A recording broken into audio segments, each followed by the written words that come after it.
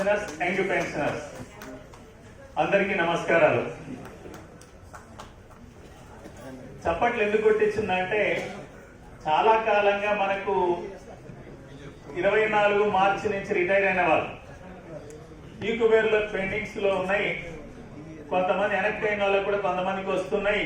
అదో పద్ధతి లేదు, పాడు లేదు అంటుంటే నేను కూడా నాకు తెలిసినంత అనేవాడిని, ఒక లేఖ పెట్టండి అయ్యా, టోకెన్ నెంబర్ కు డేట్ ఉంటది, డేట్ల వారీగా జనవరి 25 ఉంది.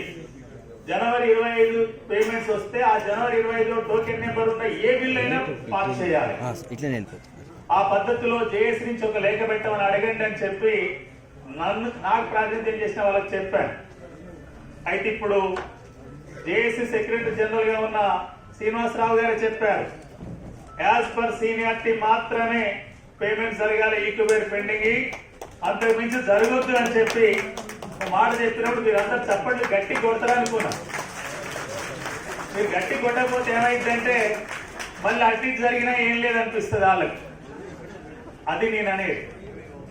రెండవది, జగదీశ్వర్ గారు కూడా సమరం అని చెప్పారు. ఇక 26 వస్తుంది, 26 సమరం తప్ప ఇంకోటి లేదన్నారు. టాప్రా పెట్టుకున్నాం అంటే ఎందుకు పెట్టుకున్నాం? పెన్షన్ల సంఘాలు లేవా ఈ రాష్ట్రంలో, దేశంలో? మనకంటే ముందు నుంచే ఉన్నాయి కదా, మరి ఎందుకు టాప్రా పెట్టుకున్నాం? పెన్షన్ల సంఘాలు అంటే ఏం లేదు, అన్ని జిల్లా కేంద్రాలలో పాత తాలూకా కేంద్రాల్లో భవనాలు కట్టుకోవటం, భవనాలలో పోయి కూర్చోవటం, ఆ నలుగురేదో నాయకులు ఉండటం, ఎవరైనా ప్రజాప్రతినిధులు ఎన్నికైతే వాళ్ళ నుంచి కింద ఫండ్ తీసుకోవటం, ఆ బిల్డింగ్ ఏదో కలరేసినట్టు వేయటం. అంటే సంఘ నాయకుల సంక్షేమం కొరకన్నట్టే ఆ సంఘం నడుస్తుండే తప్ప ఇంకోటి కాదు కదా. ఆ స్థితి నుంచి మన కొరకు, మనందరి కొరకు, పెన్షనర్ల కొరకు, పెన్షనర్లు అంటే మేము సీనియర్ సిటిజన్స్ అయినా మా కొరకే కాదు, ఈ సమాజం కొరకు కూడా మేము ఉన్నాం, సమాజంలో భాగంగా ఉన్నాం, మా అనుభవాలు, మా కృషి సమాజం బాగు కొరకు ఉంటుందని చెప్పి చెప్పడానికి, ఆచరించడానికి ఏర్పడ్డదే టాప్రా సంఘం అనేది మీరందరూ అనుకుంటున్నారు, నేను అనుకుంటున్నాను. అది కూడా మన లక్ష్యం. కాబట్టి ఉచితంగా వైద్యం అని చెప్పిన ఈహెచ్ఎస్ కార్డులు పనిచేయాలన్నా, ఈజీహెచ్ఎస్ కార్డులు, పెన్షనర్ బెనిఫిట్స్ అని రావాలి అన్నా, పెండింగ్ డిఎల్ రావాలన్నా, పిఆర్సి ప్రకటించాలన్నా కూడా మన సమస్య ఒక్కటే పరిష్కారం ప్రత్యేకంగా ఇద్దనేది అనుకోలేము. ఇప్పుడు చెప్పారు, అయ్యా మీరు చాలా చురుకుగా వయసులో వయోవృద్ధులైనా కూడా అటు పోరాటాలకు ఇందిరా పార్క్ దగ్గరికి వస్తున్నారు, ఇక్కడ సమావేశం పెట్టుకున్న చాలా క్రమశిక్షణతో సీట్లనే నింపి కూర్చున్నారు. ఇప్పుడు పనిచేస్తున్న వాళ్ళతోనే వచ్చిన సమస్య అని. ఎందుకు వచ్చింది ఆ సమస్య?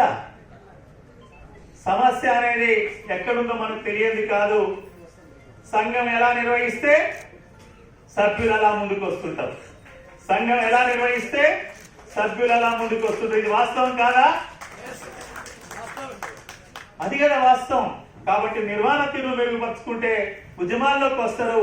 ఉద్యమాల్లోకి వచ్చినప్పుడు ప్రభుత్వాలు చెప్పిన మాట వింటే సమస్యలు పరిష్కారం అవుతాయి. అది ఈజీహెచ్ఎస్ కావచ్చు, పెన్షనర్ బెనిఫిట్స్ కావచ్చు, పిఆర్సీ కావచ్చు, ఇంకేదైనా కావచ్చు. దీంతో పాటు నాకు ఈ మధ్య కాలంలో నిన్ననే 129వ బాత్ తిన్నా. బాత్ అంటే అర్థమైందా? మన్ కీ బాత్. మనం కూడా ఒక మన్ కీ బాత్ చెప్తే బాగుండనిపించింది. మంకీ కాదు,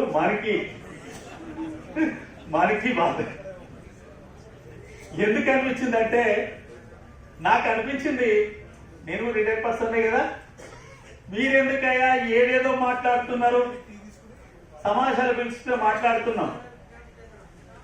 దేశంలో ప్రపంచంలోనే అత్యధిక ఆర్థిక వ్యత్యాసాలున్న దేశం భారతదేశం అని చెప్పి నిన్న మన వారం రోజుల కింద పత్రికల్లో చూశాం. మొత్తం 10% మంది ఈ దేశం మొత్తం సంపద కొల్లగొడుతురని కూడా విన్నాం. ఆదాయం మొత్తం వాళ్ళకే 55% పోతుందని విన్నాం.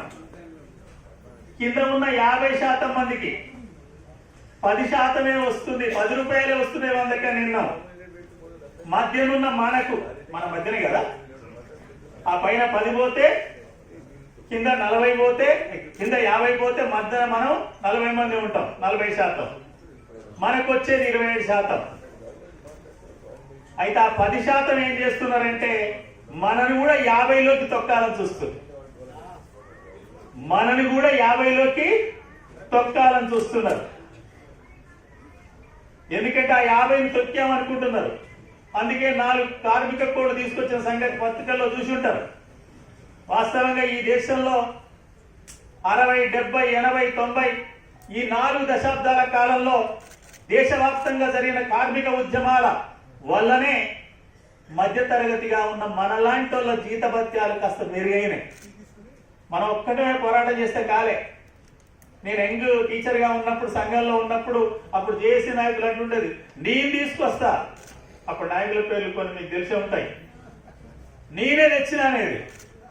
నువ్వు గారా బాబు, మనందరం కలిసినా కూడా రావు. ఈ దేశంలో కార్మిక ఉద్యమాలు బలంగా ఉన్నంత కాలమే మధ్యతరగతికి సంక్షేమం కొనసాగింది, సంక్షేమ రాజ్యాంగం ముందుకెళ్ళింది. పెన్షన్ అనేది సంక్షేమంలో భాగం. నకారా గారి వల్ల, సుప్రీంకోర్టు తీర్పు, చంద్రచూడ్ వల్ల వచ్చి ఉండొచ్చు. ఏ తీర్పులు వచ్చినా, ఎలా వచ్చినా, ఏమొస్తున్నాయి మనం చూస్తున్నాం. కాబట్టి మన హక్కులు, మన బతుకుతో పాటు ఈ సమాజం సంక్షేమంగా ఉన్నప్పుడు మాత్రమే మన సమస్యలు పరిష్కారం అవుతాయి.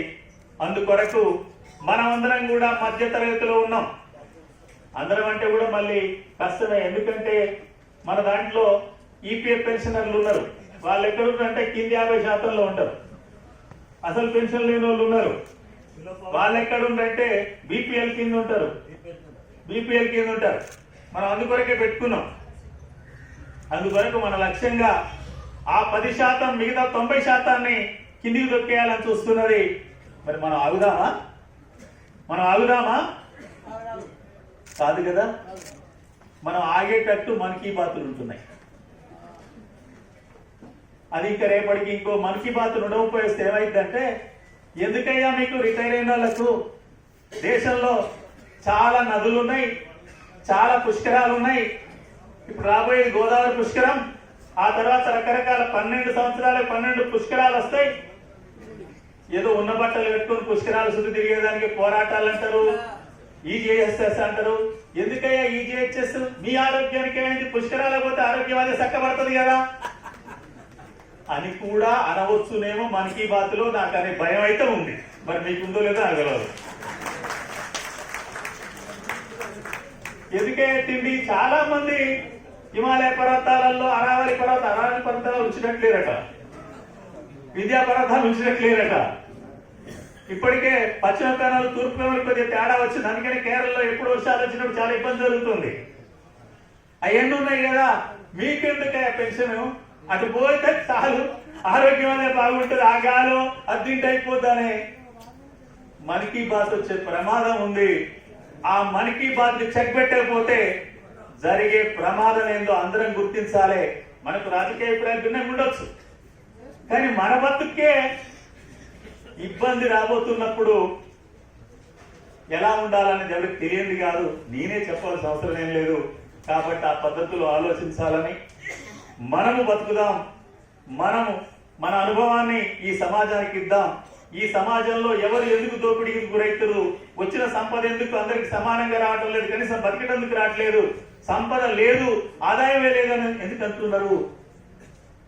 ఎందుకు జోహరాన్ మమ్దాని నేను ఉచిత బస్సులు ఇస్తా, నేను ఇంటి అద్దెలు ఫ్రీ చేస్తా, అందరు ఇల్లు కట్టుకుంటే చూస్తా, అందరికి చైల్డ్ కేర్ ఉచితంగా కల్పిస్తా, అందుకొరకు నేను మా దేశంలో లేదా న్యూయార్క్ నగరం ప్రపంచంలోనే ఆర్థిక రాజధాని, ఇక్కడ చాలా మంది సంపన్నులు ఉన్నారు, వాళ్ళ మీద నేను పన్నులు వేస్తా అంటే ఆస్తి పన్ను వేస్తా, కార్పొరేట్ పన్ను పెంచుతా అని చెప్పి ధైర్యంగా చెప్పగలిగింది కదా. మరి ఇక్కడున్న రాజకీయ నాయకులు ఎందుకు చెప్పరు అనేది మనం ప్రశ్నించవలసిన అవసరం ఉంది. ఎందుకు ఆదాయం రావట్లేదు? తెలంగాణ బీదది కాదు, భారతదేశం బీదది కాదు. ఆ 10% సంపద కోట్లలో పెరిగిపోతుంది, లక్షల కోట్లలో పోతుంది. ప్రపంచ ధనవంతుల జాబితాల్లో ముందుకు వెళ్ళిపోతున్నారు. ఎందుకు మీరు అక్కడి నుంచి తీసుకురాలేకపోతున్నారు? అలా చేయనప్పుడు మీరు ఎందుకు ఆ కుర్చీల మీద ఉండాలని మనం ప్రశ్నించలేమా? అది ఆసన్నమైంది. అందుకొరకు కూడా సంసిద్ధమై మనము బతుకుదాం, భారతదేశాన్ని బతికిద్దాం, తెలంగాణను బతికిద్దాం అని చెప్పి తెలియజేస్తూ ఈ అవకాశం ఇచ్చిన మీ అందరికీ మరొకసారి నమస్కారాలతో ముగిస్తున్నాం.